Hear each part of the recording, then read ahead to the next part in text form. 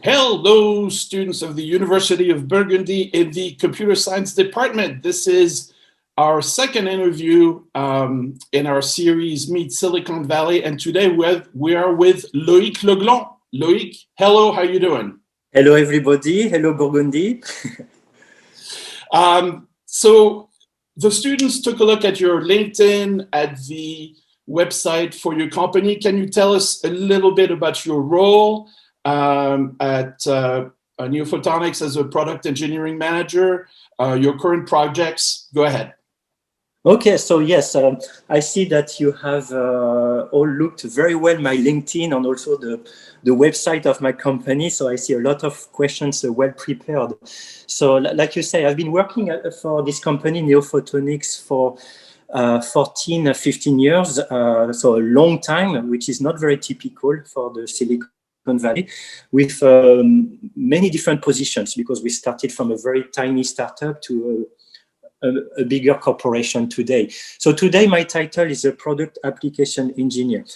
Product application engineer is basically being the technical interface between the customers and the client on the specific products. You might hear in some company structure, they have a field application engineer, which basically they focus on one customer on many products. On my side is I focus on one product with many customers. And I am the technical interface because all our products are custom. So the customer come with a project and we worked with our program teams on how to develop the solution for this program with a cycle time of development of 1 year, 1 year and a half to go from the beginning to the full production. And let's say this is 80% of my work. 20% is in case of issues in production, in audits and all that. I'm always the main technical interface with all those customers. So this is what a product application engineer is. Yeah. Mm-hmm. Cool. If this is okay, we're going to dive right into questions by the students, and yeah, they did their research, man. They looked you up, they looked everything up, and there's a question that a lot of students are asking, but I'm going to credit Abby, and I'm going to ask it pretty much the way she wrote it. Fiber optics are proven to have a higher capacity rate in networking, but recently we have been talking about internet service over satellite. What's your opinion on the project, and do you think it will replace fiber optics over the years? Yes, there will be more and more radio communication, telecommunication through satellite, but one is not replacing the other one. It is just increasing the possibilities of communication. But actually, the more telecommunication through satellites we will have, the more relays it will need on the Earth. So both all come together. It's like 5G coming. This is enabling our telecommunication. Basically, actually, I'm not very familiar with all the applications for satellites, but I do know it will be very useful maybe for self-driving cars or other applications.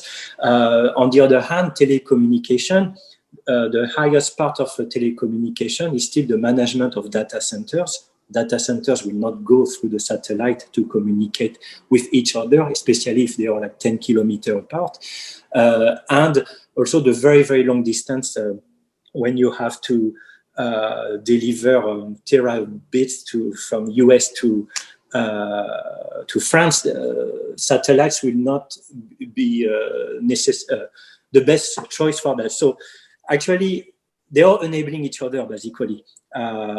This is good news that satellite telecommunication exists, because that will create more needs for, we are just increasing the amount of information.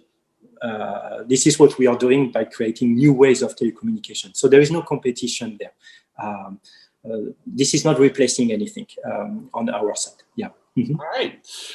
Now I have a technical, and you can break this down for us, maybe.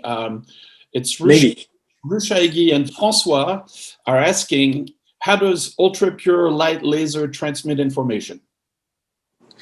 Actually, the laser doesn't carry the information. It's what we do with the laser. So it is true.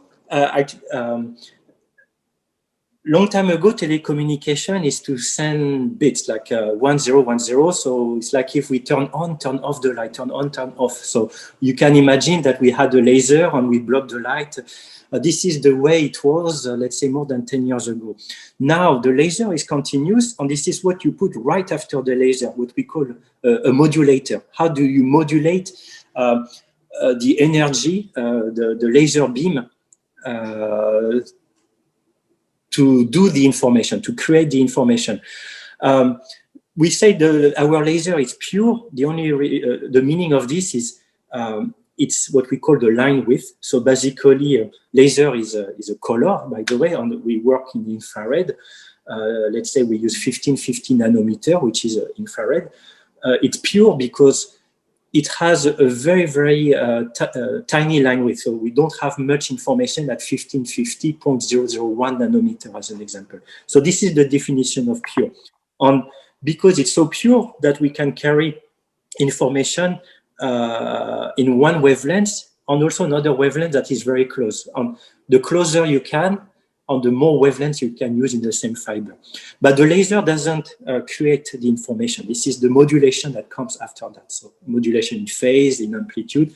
The laser is, I always like to do the analogy with a highway on cars and all that, but I would say the laser is only the gas of the car, and the modulator is the car itself. Yeah. Mm-hmm. And the fiber optics is the highway. Yeah. Kind of linked to that, there's a question by Musin, which is, what is the main downside to the current laser technology being used at NeoPhotonics? Can you talk about where it comes short, or limitations, or? You might have heard the last years, and it's very good that more and more people talk about green technology. And basically, it's how much power do you waste? Like if you want to inject 10 milliwatt of light in a fiber, basically you need a device that needs 20 milliwatt. So basically, the rest is heat dissipation. And this is energy waste. So one of the downside, not specifically for our laser, but in general, this is the power consumption. Some countries, they are using that heat dissipation to warm the water, like in some places in Lapland. But of course, in many places in the world, this is pure waste of energy. So definitely, one of the main concerns on the path for improvement is the energy consumption of those lasers. The optical power itself is also important. So we can increase the distance, but the more you increase that power right now, and the more there is a dispersion of that wavelength. So we need to find the right trade-off. So we need more power, less dispersion, but at the same time, the green consideration is very important. That actually ties into a question by Najla, which is, what are NeoPhotonics strategies in terms of eco-friendly policies? Well, okay, there are two approaches to that question. First is what our technology can bring to all the application, and also what we do as a company in those questions. Basically, we in California, it's easy. We follow the rules of California. They are very strict, so it's very good. But we do have a production site in China. We work with a manufacturer in Thailand. Those rules might be looser. Do we have to wait for those countries to impose those rules, or do we have to do our own? How do we manage the waste and all that? And I also think it should be part of our communication. So that's why I'm saying there are two aspects to that question. What do we do as a company? I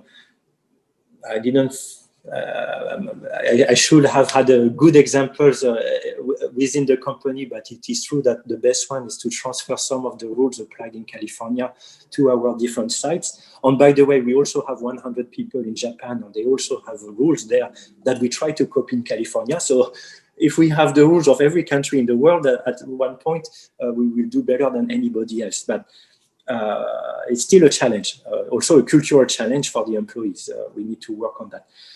And the other aspect is what our technology is bringing to those questions. And again, it is all about power consumption. It's very hard to, if you send a picture of a cat to your aunt across the ocean, what would be the equivalent of using a light bulb? It's a fraction of a second, but there are many cats pictures being exchanged between the countries. So, is there anything else?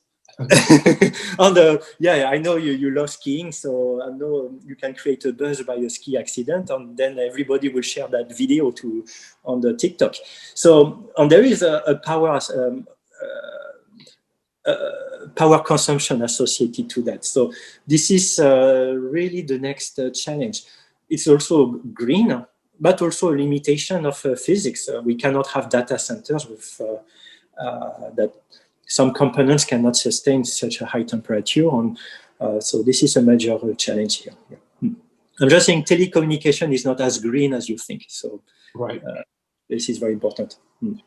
You touched on 5G before, and this is a question that comes back with the advent of 5G. How is it going to impact your field? What do you think is the next step in the evolution of high-speed data transfer systems? And Luca asked, what is, in your opinion, the most promising new technology used in telecommunication industry right now?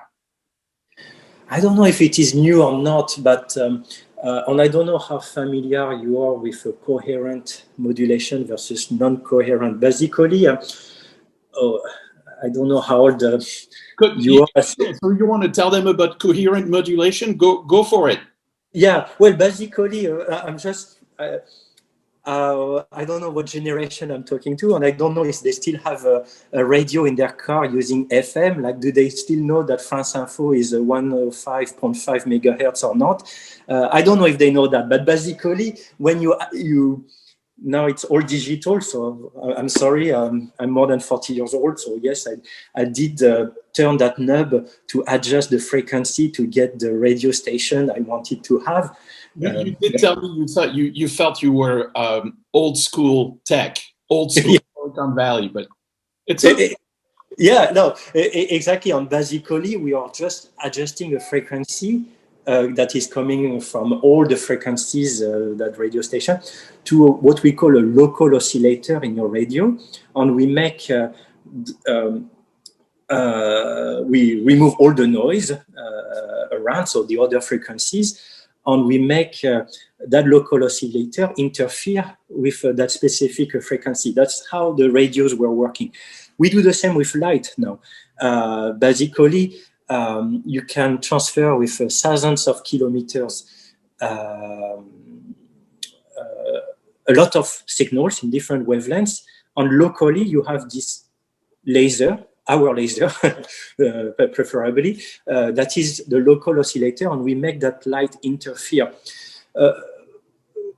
So basically, it can read the modulation. So now it is more about phase modulation. Why is it important? Just clearly is, we talk a lot about byte, bit, and all this kind of thing, but baud is important. Baud is the number of symbols per second. How many bits per second can you do? I don't know, we have the video here, so let me do that. This is your signal that moves, and you have your local oscillator that moves at the same frequency. If they move together, you read one signal. If they move not together, you read, it's another bit. But imagine they do like a 90 degree, not 180 degree, and you can divide that by maybe up to 128 today. So one symbol basically can have 128 different information. So let me do the math. I forgot how many pages. It's 2 at the power of. Well, I'm marketing now, so I lost the engineering quick thinking.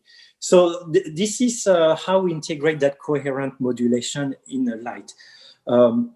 It's true, you might say that has been like 10 years old, but on the other hand, NeoPhotonics enabled that technology with this. And now it's how to move from 16 modulation to 128. This is a very key improvement for the amount of information to send with one single fiber, one wavelength, one polarization. All right. I have a question by Mohammed, and actually it keeps coming back. Students are curious, are there companies in France or in Europe that are similar to yours? How competitive is your field? So the competition has changed a lot for the last few years because of many changes in regulations between, basically the trade war between US and China. There are two fields, two applications for what we do, the management of data centers and also the long haul communication, like the long fiber optics across the oceans. And the first two companies in the world are Nokia and Huawei in China. Why I'm talking about that is since recently, there are a lot of restrictions, limitations on how we can deal with Huawei. And because of that situation, we have enabled new competition from Japan. So basically, a lot of companies from the Silicon Valley got hit by those restrictions. We could not sell anymore to Huawei. Thanks to that, now we see many new lasers on receivers coming from Japan.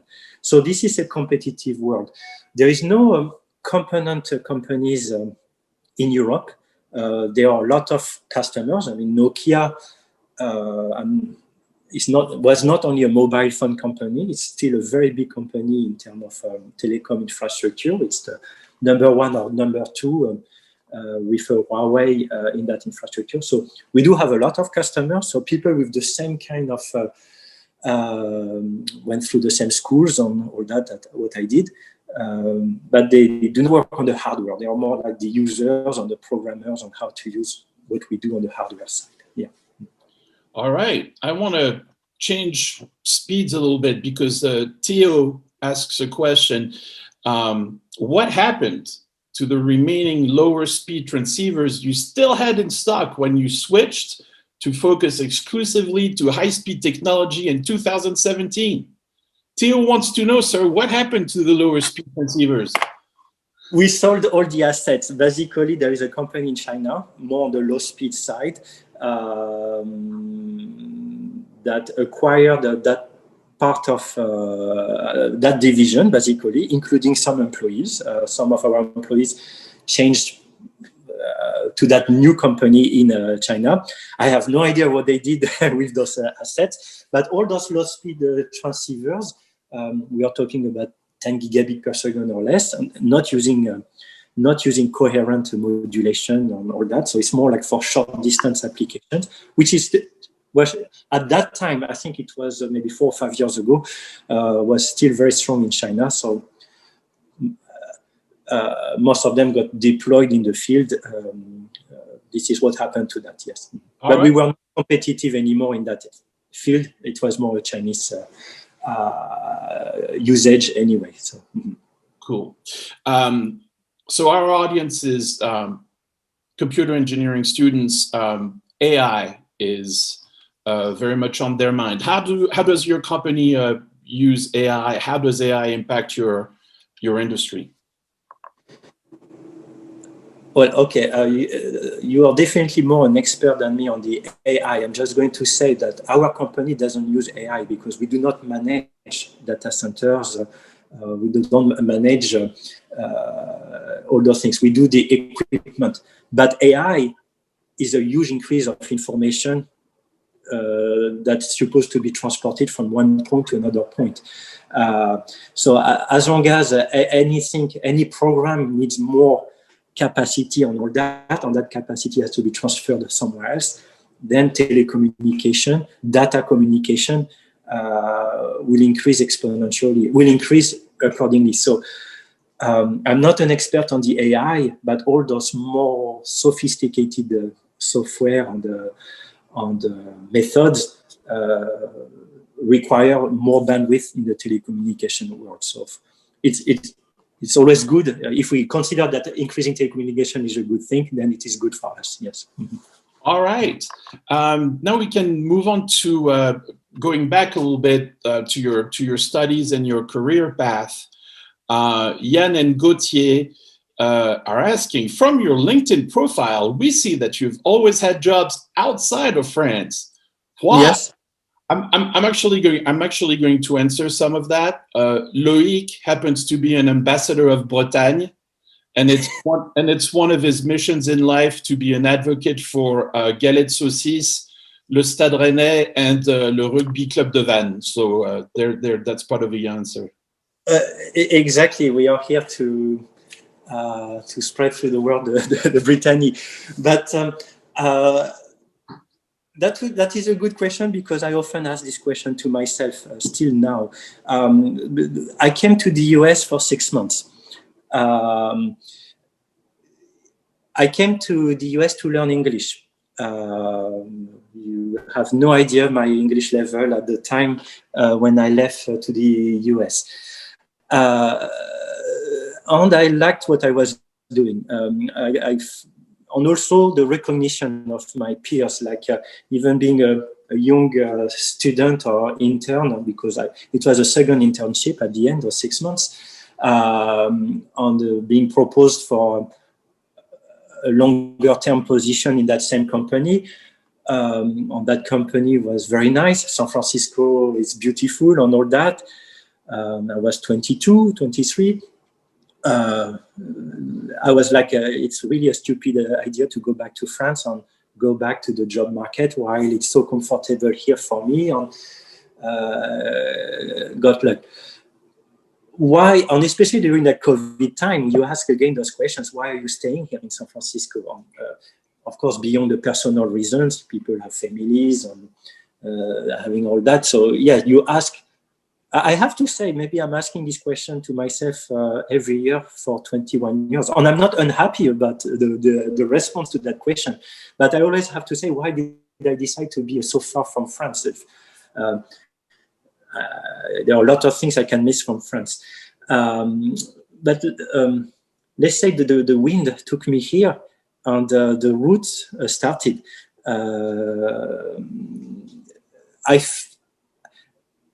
For some personal reason, 10 years ago, I had to spend 6 months in France.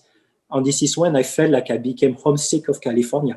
So, and when I'm here, I could be homesick on the reverse way. And I have to say, those 6 months in France maybe decide that maybe San Francisco is my home. Yeah, I've noticed this after a while. When you've been an expatriate, you go back home, and that's when you experience culture shock. Yes. Like, for instance, I'm going to date myself, but when I moved to the US, the currency was different. I remember the first time I had to pay a taxi using euros, and I thought, what is this? It looked like Monopoly money to me, you know, and I thought, wow, I've been gone a while. Yeah. And you do realize, I guess, that I don't know how often you go back to France. For me, I was going there quite often because thanks to my work, I could travel a lot. And France has changed a lot in a good way, bad way. It's not people change, and you feel like France will be more like it was 20 years ago, and it's not true. You do have, but I'm personally very optimistic about France. So I'm very people can be criticizing France a lot, but you know, you just live a long time outside France, and you realize how France is a good country. That's my opinion. So, but I still. We are here to improve where we go to. That's the Breton mentality. So, or the French one too. We like to. There are French restaurants here, and you also have Spanish, Chinese, everything cultural. So, so sorry, I didn't really directly answer that question because, like I say, I don't know exactly why I'm always outside. I think I always bring part of France with me. My accent is my first identification of being French anyway, so I cannot lie about it. Yeah, and I think if you ask 10 different people, you will have 10 different answers anyway. So that's what is going to happen.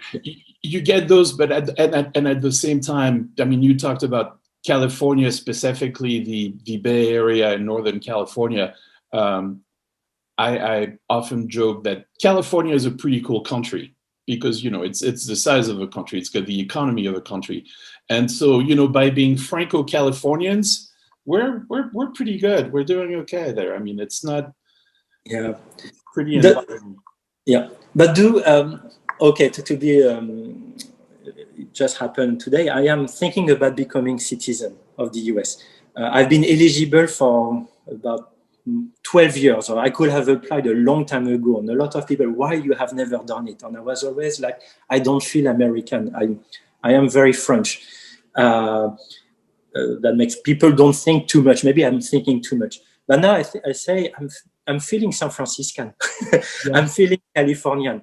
So maybe I'm not feeling American. So that's the reason why I think I'm going to apply for that citizenship. Yeah. So I'm feeling home here. So yeah. But by being Californian, by extension, you have a voice as an American. I mean, exactly. We're not going to deal with the political climate here right now, but I mean, let's just say that we live in interesting times. Actually, speaking of politics and regarding of the party, you're involved with politics back home. Mm-hmm. Do you find that it's a way to feel closer, that it helps with being homesick, or I mean, what are the benefits?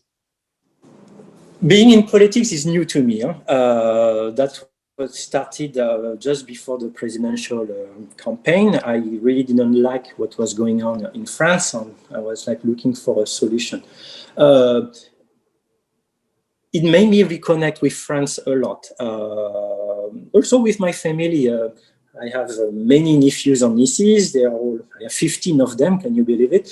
They all start to vote on all that, and it's talking with them and sometimes surprised, sometimes shocked by some of their opinions.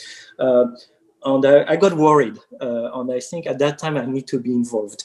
So I got involved before that presidential campaign, and I actively participated. I liked the citizen movement part of the party that I joined. I don't know what happened. At one point, I became the representative of this party in the US. I don't know if I should name this party or not. Sure, we can. Yeah. So I've been representing La République En Marche in the US from 2016 to last month. I decided not to renew that because now I do want to be representing the French in the northwest of the US. So I'm a candidate for the consular election end of May. So I hope, Emmanuel, you register to. Well, now I'm going to register because I have to tell you something. I have never voted in France. Okay, so this is voting in the US. France is the only country in the world, I believe, that has election. It's like you have municipal election, we have consular elections.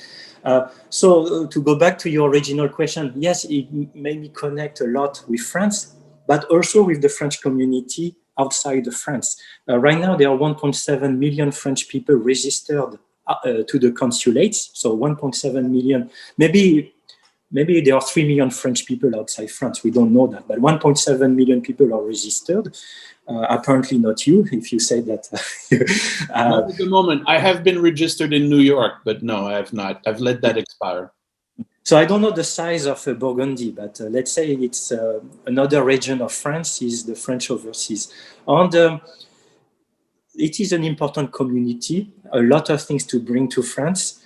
I don't really, that's not politically correct, but I do sometimes think that the French overseas are expecting too much from France while they have decided to live in a foreign country. But that's very bad for my campaign to say something like this, but I have to be honest. But I do think that the French overseas have a lot to contribute to France, just by examples. Typical examples is like California, I think, was a little bit ahead about woman-man equality. So some reports were made by the French in California, given to the state secretary at that time, Marlène Schiappa, who came to San Francisco to discuss those topics. And same for, in France, you call that a référendum d'initiative citoyenne or popular. So a lot of French people from Switzerland contributed to that thinking. Or the legalization of cannabis, a lot of French people from Quebec contributed to that question. So the French have experience from all the other countries. So now it's time to use that knowledge from those people. This is what I want to be part of. So that's I'm volunteering to make sure the voice of the French overseas contribute to the French debates. That's my goal. So it's not really politics. It's more like a think tank, right. Citizen movement. Yeah. Mm-hmm. Right.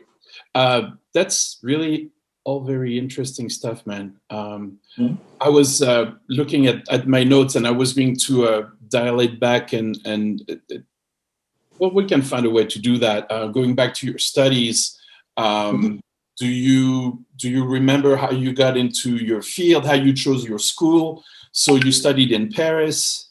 Did you grow up in Bretagne? Yes. Okay. Yeah, I grew up until high school in Vannes with bac S, scientific bac, a specialty in mathematics.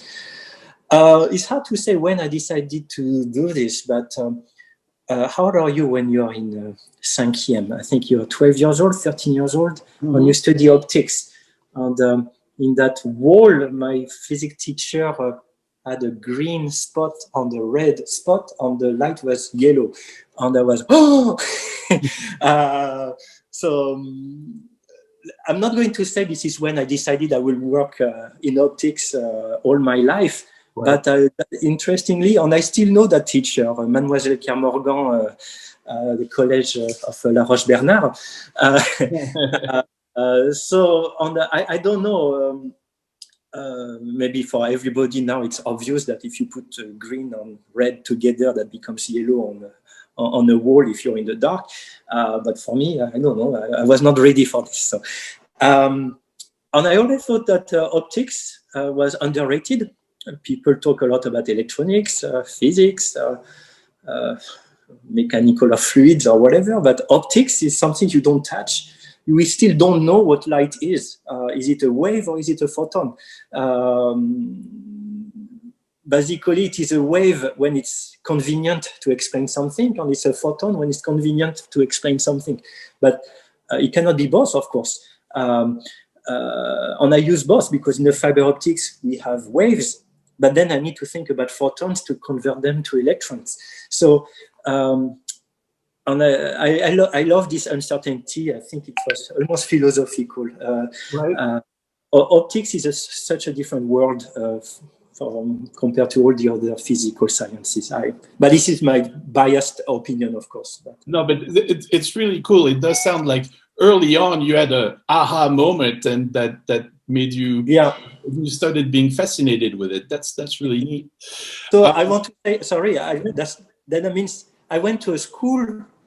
I know it's now Polytech Paris Sud. It changed name many times. It was not a high league school. It was a very specialty school from the beginning. After baccalaureate, you already have classes of optics and the quantum mechanics and all that. So that's why I picked that school. Basically, there are a few things I didn't like, and I was happy not to do them anymore if I get specialized in one field. And I started specialization in optics right after baccalaureate. Yes, for 5 years. Can you tell us about your internship in South Africa and how you ended up there? Or learning English, sending an email randomly. I had even no idea if they were doing any optics or not, and it came out that they were not doing any optics, but they were doing, actually I talked a lot about optics. I think that was my first step to telecommunication there. The project was, at that time, a long time ago, we are talking about megabit per second. We were putting those antennas every 100 kilometers just to provide the beginning of internet to some remote areas in Africa. I was still the hardware guy working on radio frequency. I don't know if you heard about S parameters and all that. But I spent 6 months there first because it was my first time ever outside Europe for me, so it was a big deal. 6 months. It was the second democratic election of South Africa, so that was when Thabo Mbeki replaced Nelson Mandela. Let's say it was very important for my curriculum, for my school and all that, but it was definitely a human experience. Being very far away. It's true, I'm white, as you can see, but the only going to Soweto and talking to people who had no clue what France is about or where it is, but telling them that I speak the same language as Zinedine Zidane, or it was 1 year after the World Cup, it was in 1999, that was my passport to know even, to merge. I had my geeky moment at school during the internship, but South Africa, at that time, I really want to go back again and see the evolution. At that time, Johannesburg was one of the most criminal cities in the world. I heard gunshots during some nights.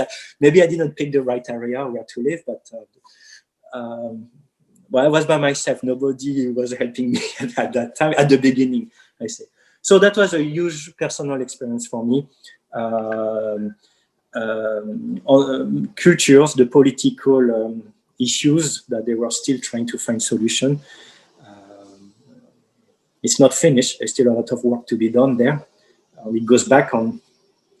But yeah, I will always remember South Africa as an experience for me. Yeah. We have a lot of work to do in lots of places. Yeah. All right. I want to close out with 2 questions that I'm, as an unscientific, and you know me as an unscientific person, but I'm absolutely fascinated. There's Jérémy and Mathieu who are asking. So, okay, let's start first with Jérémy. What distance can your lasers travel? And do you think that one day we could communicate with something that can approximate the speed of light? Okay, so lasers, it's power. On how much power do you lose with distance, basically? So this is how you calculate.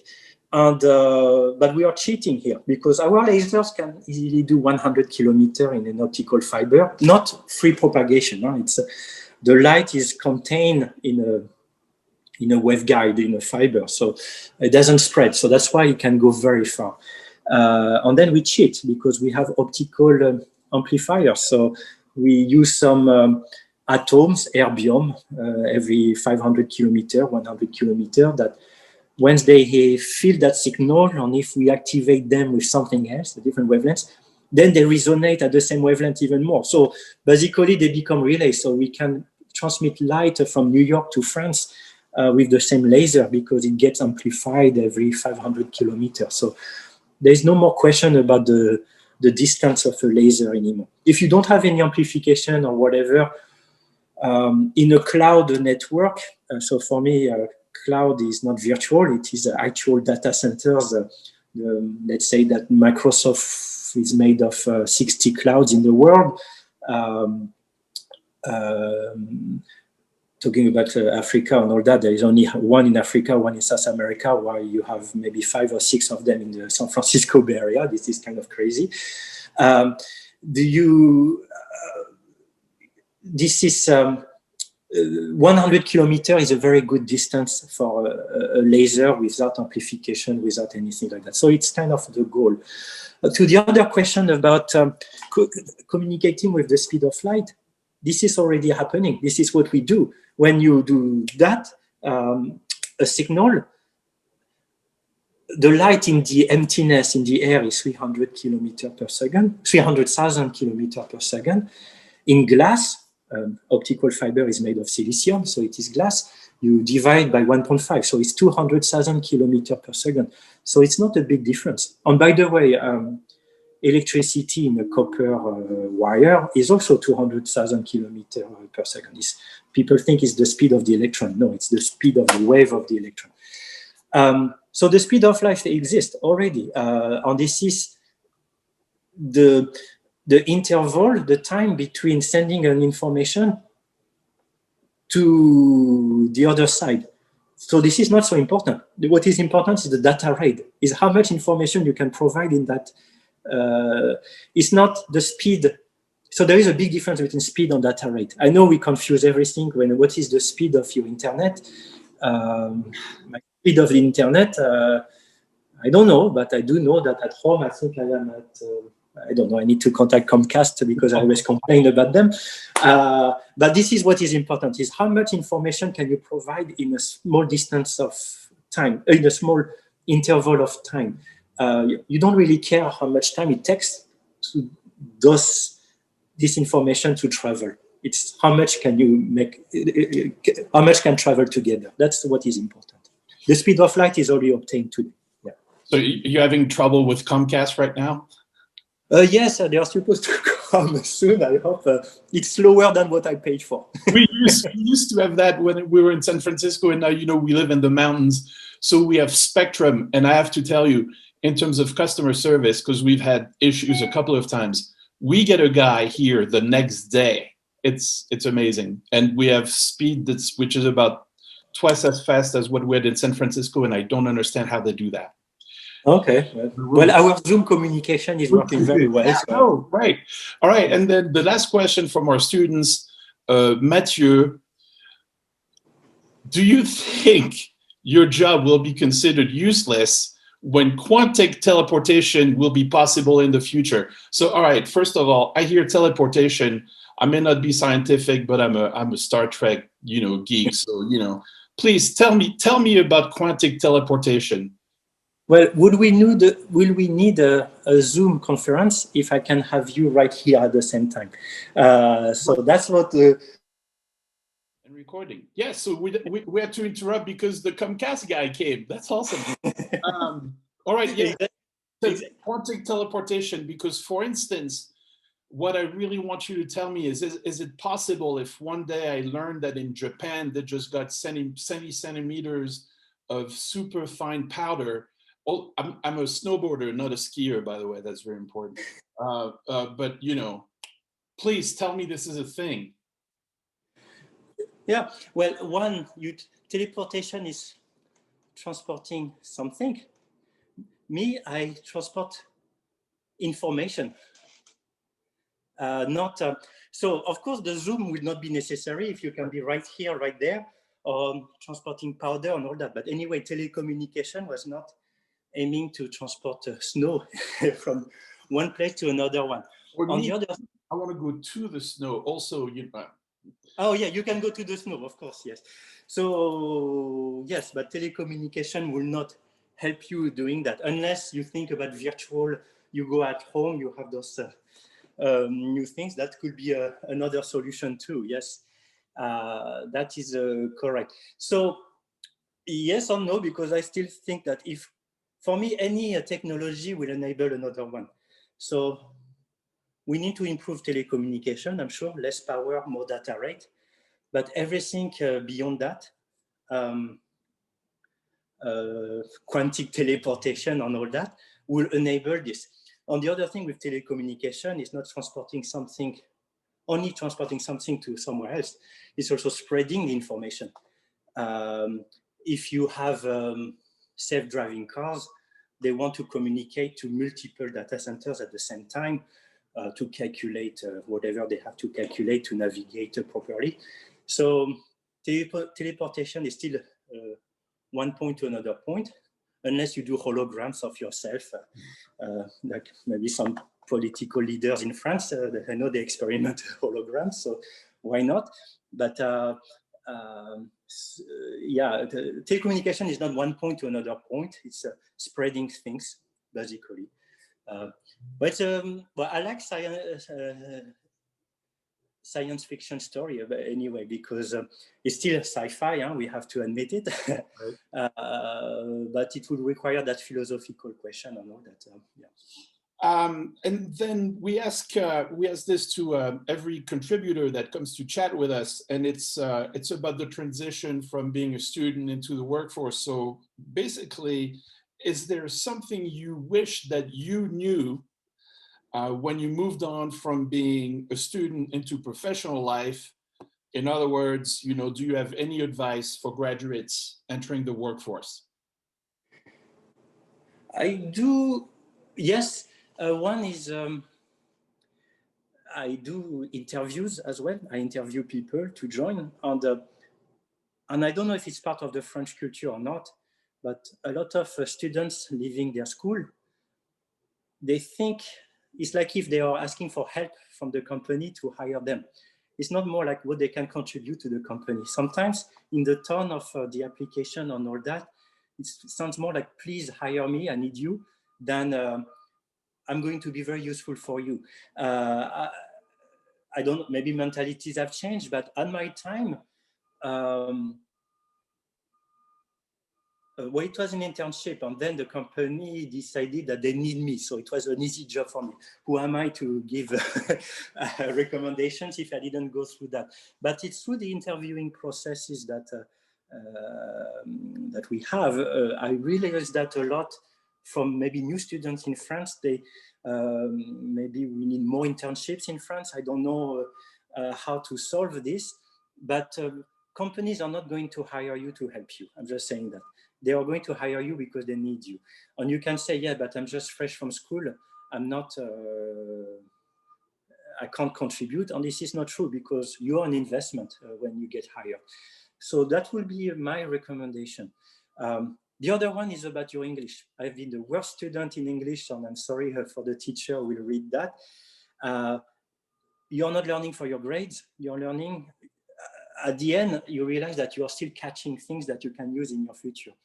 My accent is terrible. I speak international English. That's what I say. My colleagues in China, in Japan, in Germany, Italy, they understand me sometimes better than my American colleagues when they speak. So don't be scared. Really, it's easy. It's okay. Your accent is charming. Very good. It's actually, yes. I'll tell you, because you also know Nicolas, whom we spoke with last time around.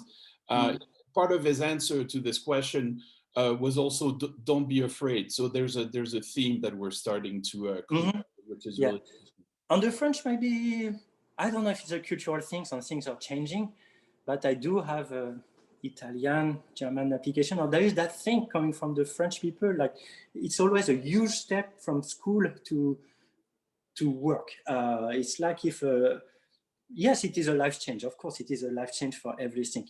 But is there a problem of not being ready and thinking that we will never hire you to help you? That's what I'm just saying. So it's you are an investment for them. You're not a charity. It's not a charity. Yeah. All right. Well, on that word, thank you so much for speaking with us. This was a great talk, and I'll be posting this on our little YouTube channel. I'll send you a link later when we have it. But that was Loic Legland live from San Francisco, everybody. Thank you very much.